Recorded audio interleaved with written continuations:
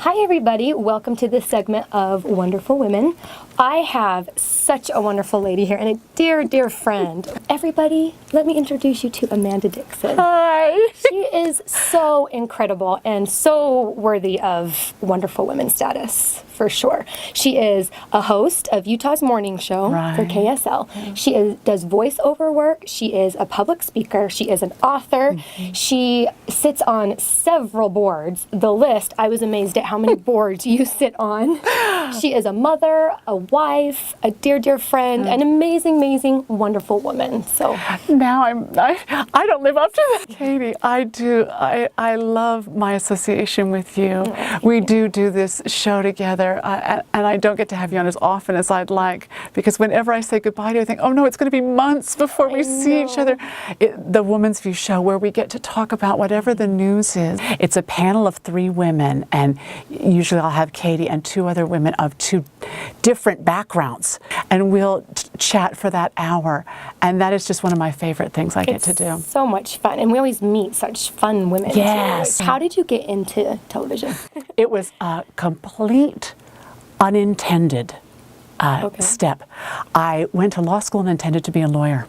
Oh, okay. My father is a lawyer, and I grew up wanting to be like him. I went to law school, and I enjoyed it, sort of, but I was young and couldn't be responsible enough to handle that workload.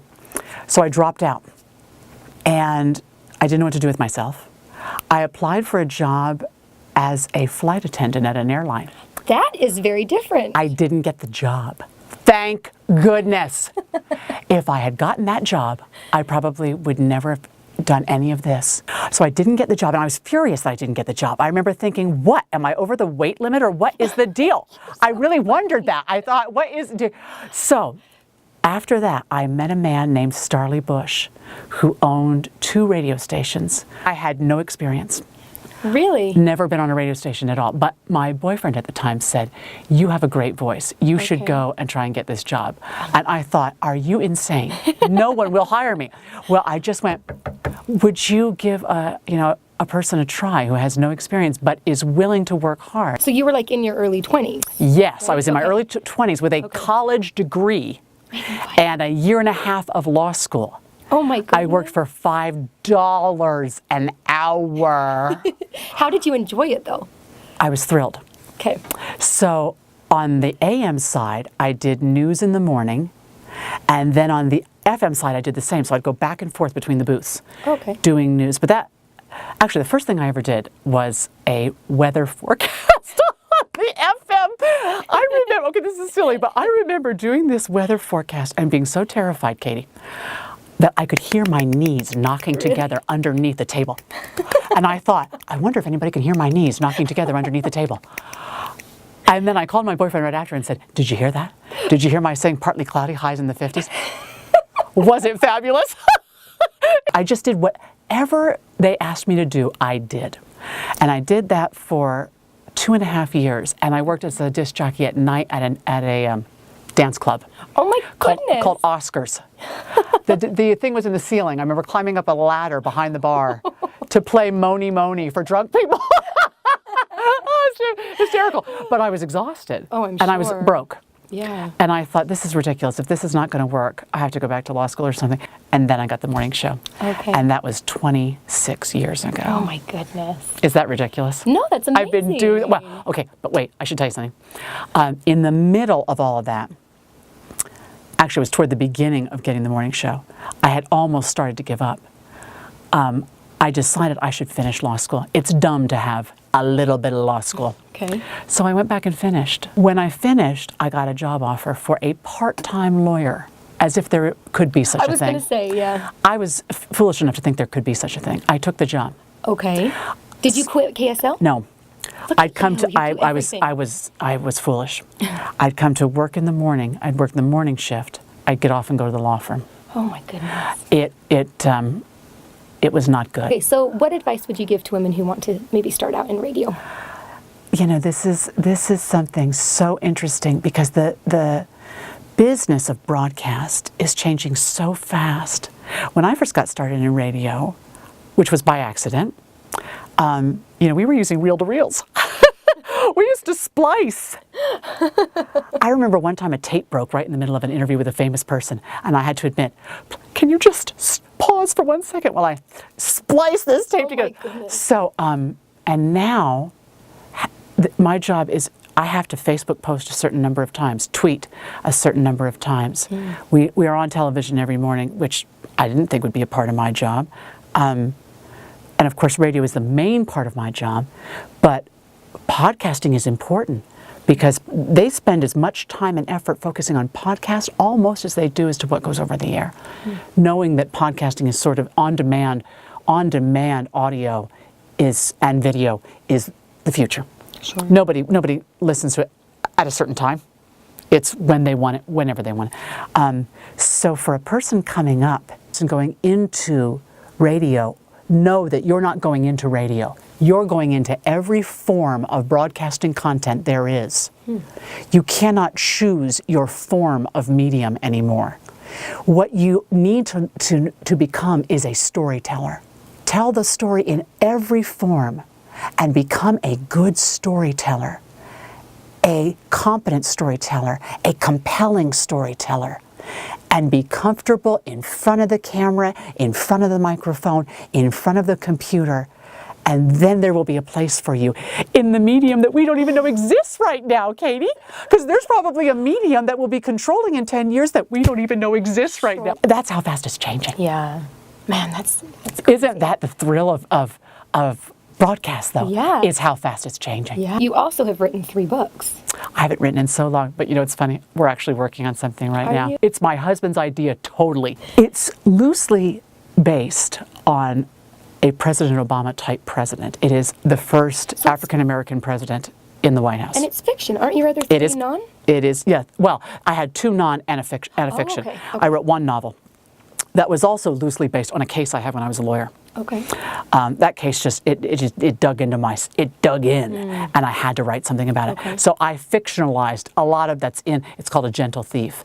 A lot that's in A Gentle Thief is total fiction, total made up. But the heart of that case was a real case that I couldn't let go of it. I just couldn't. So I wrote to let go of it. So this new book is about the first African American president, and he is elected and he moves in to the White House with his family, and strange things begin to happen. And he wakes up with scratches on his back, and he thinks that his wife has, perhaps she's struggling with, they had both lost a child. So maybe the depression that had set in had caused her to have some sort of problem with her sleep. Later, something else strange happens, and they think maybe that the boys are having a difficult time getting adjusted.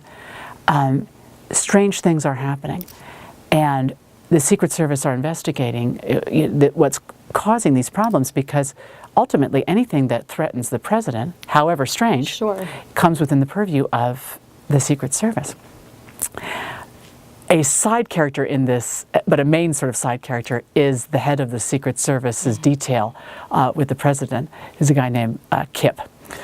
And he finally comes to the belief that there is a ghost that is after the president. Okay. How ridiculous that sounds. Yeah. He knows it's ridiculous.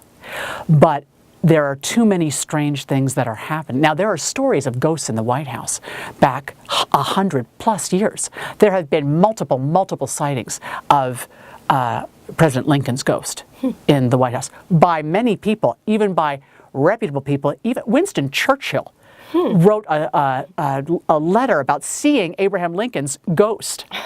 And there are stories about other ghosts as well. There's also a story about the ghost of a man who was the owner of the land upon which the White House was built. Interesting. And this man was a racist. So, does that play into the book? Our hypothesis is that he can't stand that a black man has become president and is living in the house built on the land he was forced to sell. And so he has inhabited this house all this time, and he can't stand that this black man is there, and he's going to kill him.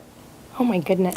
How does the Secret Service protect the president against an attacker who is already dead? Yeah.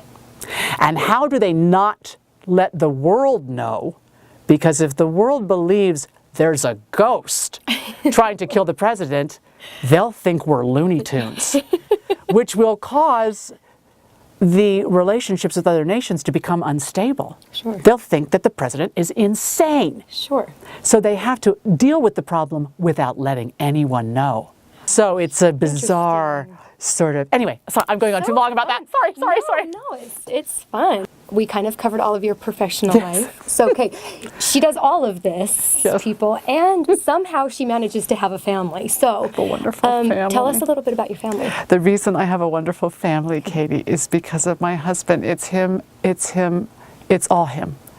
Because he is an incredible human being, and he's a stay-at-home dad.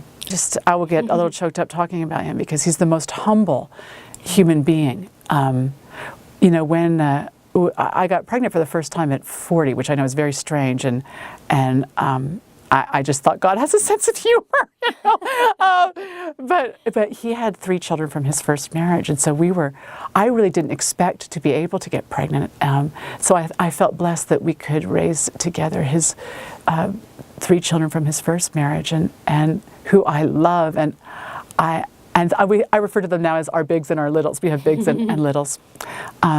So when we got pregnant, and our oldest daughter, so my oldest big, has Down syndrome, and we knew that we needed to have more time for her, especially when her mother started working full time. We needed more time for her. Then our youngest son was diagnosed with a condition called Noonan syndrome. We need a stay-at-home parent. And Aaron said, with no prompting on my part, he said, I'd like to stay at home. And I thought, are you sure? I was terrified because I didn't know, A, if he'd be happy. B, I didn't know if I'd make enough money to take care of us. I had all these fears. He had no fear. He was just, let's try it. And that was 13 years ago. Oh my goodness. And it's just been fine. I think the big children benefited from it and continue to. I think the littles, who are not so little anymore, have benefited from it enormously.